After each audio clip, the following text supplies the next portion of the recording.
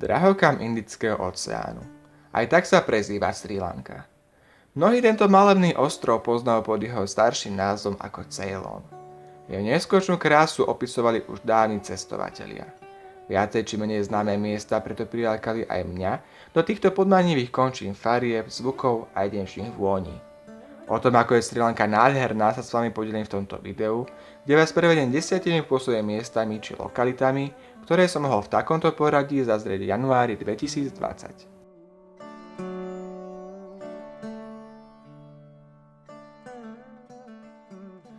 Žiadne iné zviera nie je tak späté s krajinou ako slon.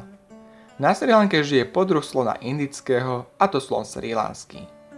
Tomuto posvetnému zvieraťu na rozdiel od jeho afrických príbuzných len výnimočne narastú kly. Kedysi bol slon rozšírený po celom ostrove. No ako to už býva, tak postupne ho človek vytlačil do pár lokalít.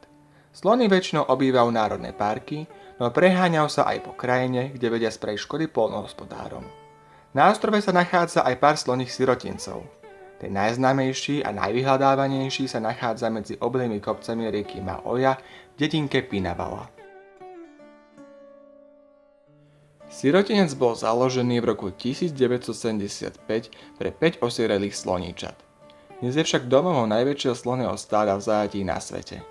V tomto stáde majú zastúpenie všetky generácie týchto majestátnych tvorov, od najmenších sloníčat až po dôstojné staručké slony, pričom nezáleží na tom, či sú to domácnené alebo pochádzajú z džungle.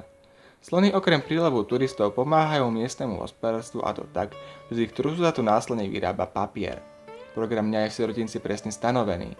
Po výdatnom nakrmení zobúdza stádo ospalé ulice svojim presunom k rieke. Tu si odpočinú, okúpú sa a vracajú sa zase naspäť. Tento program sa odohráva 2-krát denne.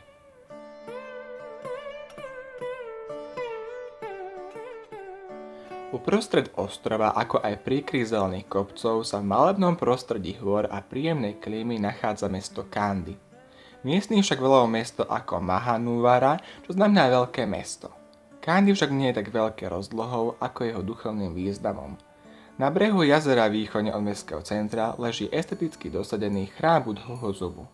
To najdôležitejšie svätyne Srí Lanky zavítajú každoročne 10 000 veriacich budhistov, ktorých je na ostrove väčšina. Keď bol po smrti Buddha spálený, boli z ohňa zachránené niektoré časti jeho tela, medzi ktorými bol aj jeho zub. Ten bol o pár storočí podľa legendy prepašovaný vo vlasoch indickej princeznej na ostrov, kde tiež nenašiel pokojné miesto a dokonca mal byť zničený Portugalcami. Miestni však veria, že zub prežil všetky nástrahy a že jeho vlastník má obrovskú moc. Nie sa preto čo čudovať, že Kandy nie je len cirkevným, ale aj bývalým kráľovským sídlom. Právom je preto toto mesto súčasťou srilanského kultúrneho trojuholníka. Kráľovstvo v Kandy zaniklo v roku 1815, kedy posledná nezávislá metropola Sinhalcov definitívne prešla pod britskú nadvládu.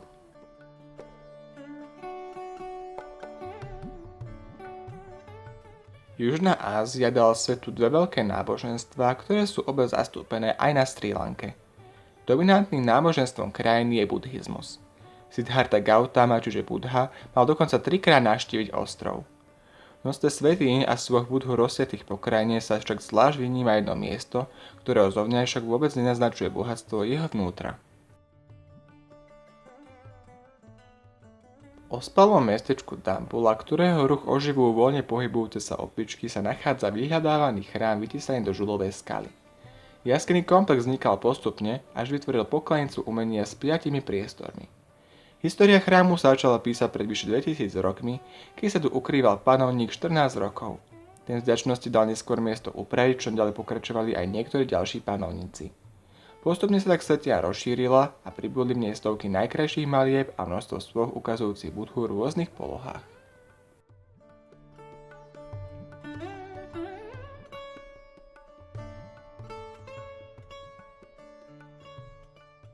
Na juh od mesta Kandy sa rozprestiera hornaté vnútrozemie. Cesta po ňom je malebná. Vo zvolenej krajine sa núka množstvo fascinujúcich pohľadov na meniacu sa krajinu. V nej dominujú chrbty hôr so starostlivo zastrihávanými čajovníkovými plantážmi a hmlisté doliny so zahalenými mestečkami. Nezameteľnú stopu v krajine zanechali Briti z čias koloniálnej nadvlády. Títo v nadmorskej výške vyše 2000 metrov nad morom objavili ideálne miesta pre pestovanie kvalitného čaju. Ten si ponechal aj v súčasnosti svoj koloniálny prívlastok ako ceylonský čaj. Taktiež ostáva veľmi obľúbeným, čo dôkazom je fakt, že Srí Lanka je štvrtým najväčším vývozcom čaju na svete. Región sa ale od čias koloniálnej éry len nepatrne zmenil. Dobu stále pripomínajú rozhrkané vlaky, gotické kostolíky, farebné hinduistické kláštory či pestré sáry tamilských zberačiek.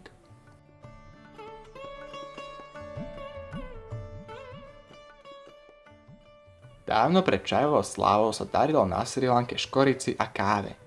Raj pestovania sa skončil v roku 1870, kedy choroba nečiteľka Emílie rýchlo postihla kávovníky po celom ostrove. Nevyužité priestory rýchlo premenili hlavne dvaja Škóti. James Taylor je považovaný za zakladateľa prvej čajovníkovej plantáže na ostrove. Oveľa zvučnejším príkopníkom bol ale Sir Thomas Lipton, ktorý dokázal premeniť Britániu na čajovú veľmoc. Podarilo sa mu to preto, lebo dokázal čaj hromadne pobaliť a teda aj predávať širokým vrstvám obyvateľov. Ceylonský čaj sa takto stal kľúčovým vývozným tovarom.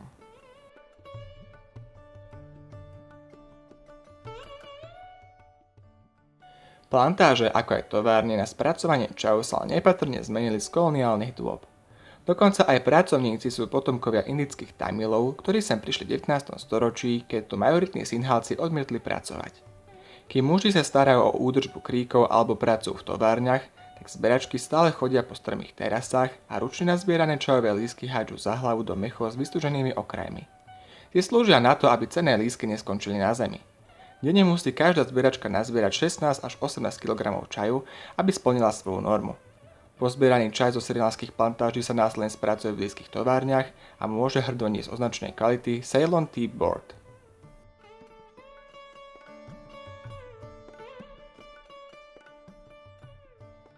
Jedným z povestných turistických cieľov hornatého kraja je Ela.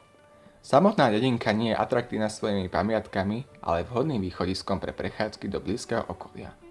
Za ukrytými miestami sa dá vydať aj tuk-tukom či vlakom. Najvhodnejšou atrakciou je práve miesto spojené so železnicou a je 9-oblúkový železničný most.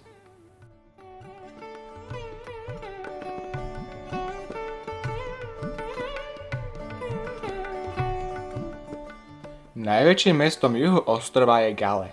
V dávnych časoch, ešte pred príchodom Britov, bol dokonca najväčším mestom, lebo tu sídlil dôležitý holandský prístav. Nie sa čo čudovať, že najdôležitejší výraz mestu vtlačili práve Holanďania. Tí tu prestávali pôvodné portugalské opevnenie a dali tak základ pôsobivej pevnosti s názvom Fort. Nedobytné bašty zo 17. storočia ochraňujú a obopínajú historické mesto zapísané v zozname UNESCO.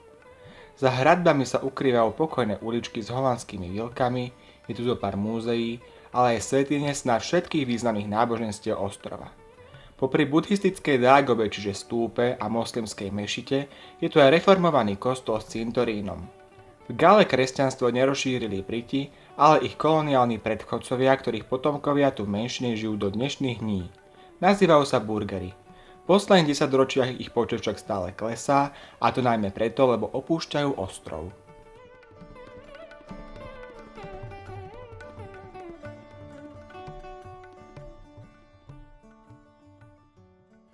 Vyhľadávaným letoviskom juhu ostrova je mestečko Mirisa.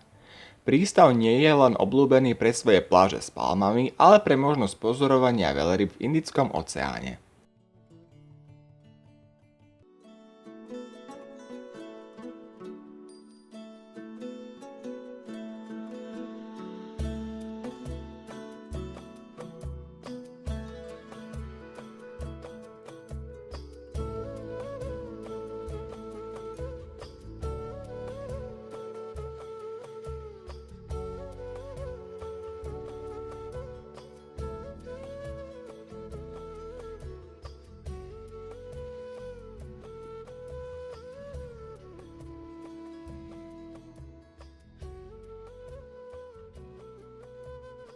Tvory, ktoré obývajú našu planétu už vyše 220 miliónov rokov, čelia aj na Srí Lanke ťažkým časom a preto sa ich tu rozhodli chrániť vybudovaním záchranných staníc, akým je tá v dedinke Kogala.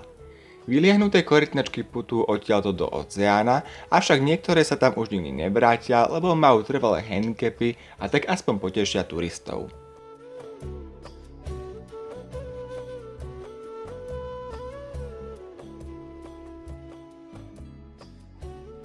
Asi každý návštevník zavítá do južných častí ostrova. Nedaleko centra južného regiónu Gale sa nachádza pás slnečných pláží. Unavatuna, Dalavela, Mihiripena. To je len zo pár názov dediniek, kde ležia asi tie najkrajšie exotické pláže ako z pohľadnice.